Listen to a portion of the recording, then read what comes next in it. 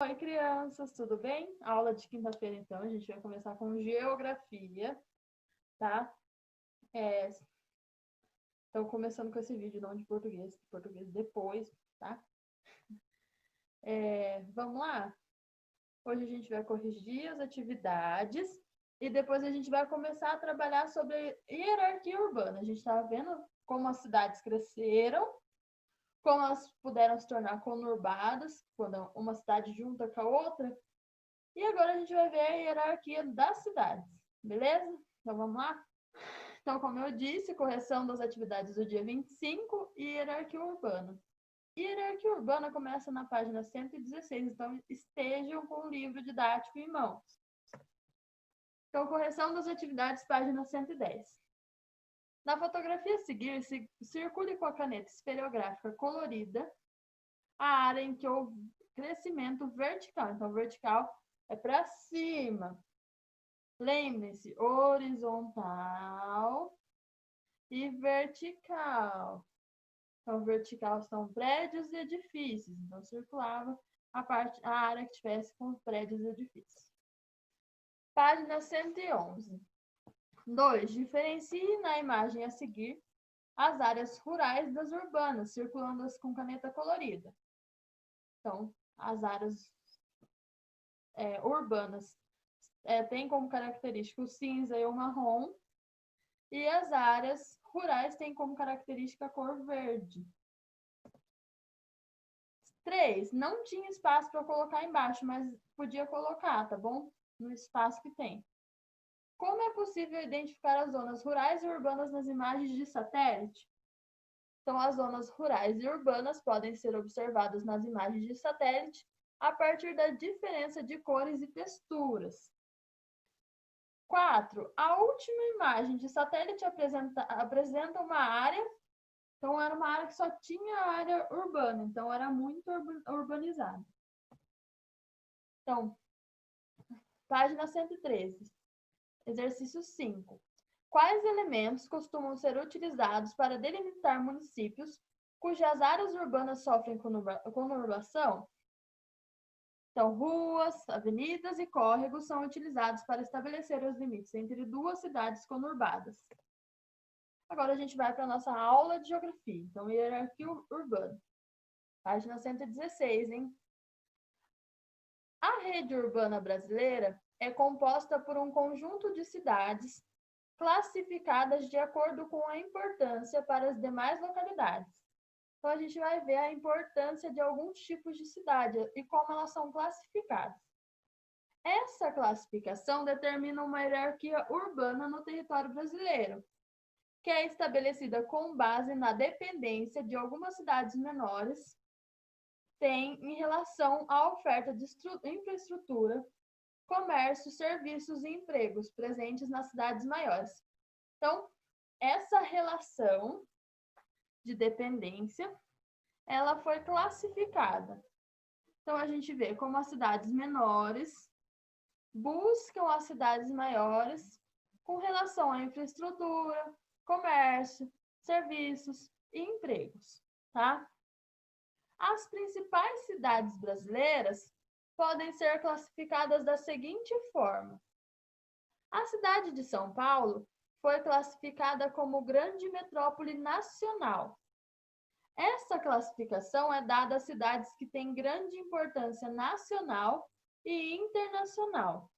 Então, a cidade de São Paulo é uma cidade que tem em volta várias outras cidades que dependem dela de forma muito grande. Eles buscam muitos serviços, buscam muitos empregos, tá?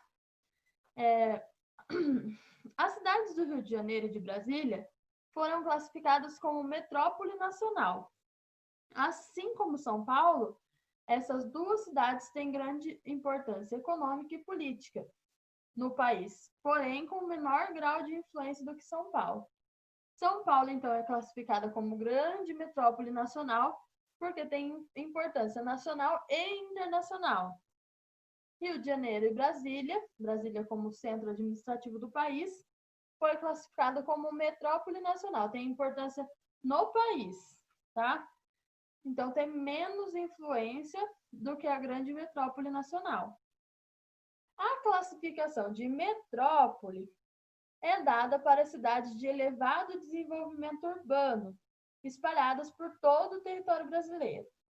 Então, as principais metrópoles do nosso país são principalmente as capitais de cada União Federativa, tá? As capitais de cada estado.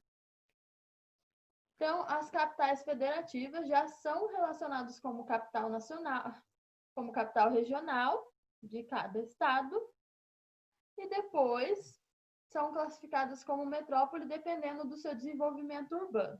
Então, vocês vão ver agora a seguir, nessa página aí, tem um esqueminha aí para vocês completarem. A gente vai completar juntos para vocês entenderem como fica uma depois da outra, tá bom? Então, grande metrópole nacional, metrópole e capital regional. Então, a grande metrópole tem importância nacional e internacional, como São Paulo. Metrópole nacional tem importância econômica e política no país, com um grau menos do que a grande metrópole nacional. A metrópole são cidades de elevado desenvolvimento urbano e a capital regional é a capital de cada unidade federativa. Então, agora a gente vai ver o esquema que está na página 116 da apostila, tá? Esse esquema sobre hierarquia urbana, como que a gente vai completar ele, tá bom? Então, vamos fazer junto, porque aí eu acho que dá para entender melhor. Vamos lá. Primeiro, a gente tem a capital regional, que é a capital regional. Acima da capital regional, a gente tem a metrópole. Cada uma com suas características.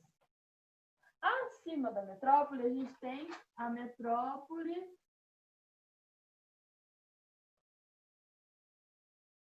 nacional.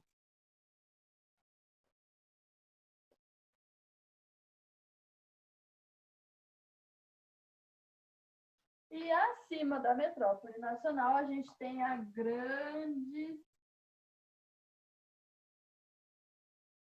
metrópole. Metrópole nacional.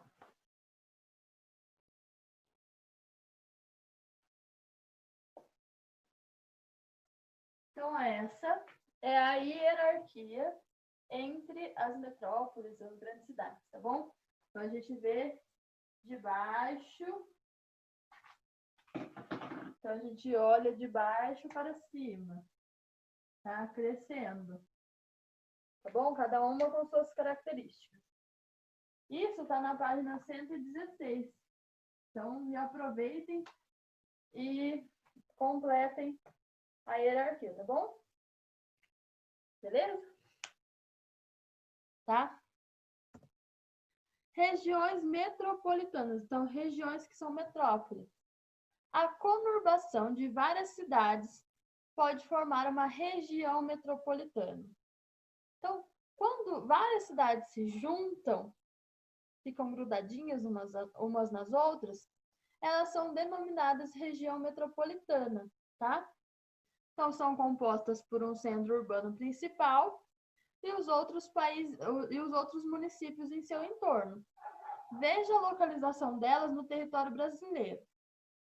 Então, olhem nos pontinhos, nos pontos amarelos, nas áreas amarelas, onde estão as regiões metropolitanas do Brasil.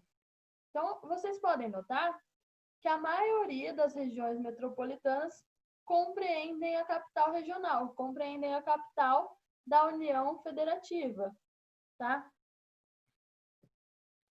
Compreendem a capital da unidade federativa. Então, cada unidade federativa corresponde a esses pontinhos em cada estado. Então, vocês podem notar que esses pontinhos estão dentro das regiões metropolitanas.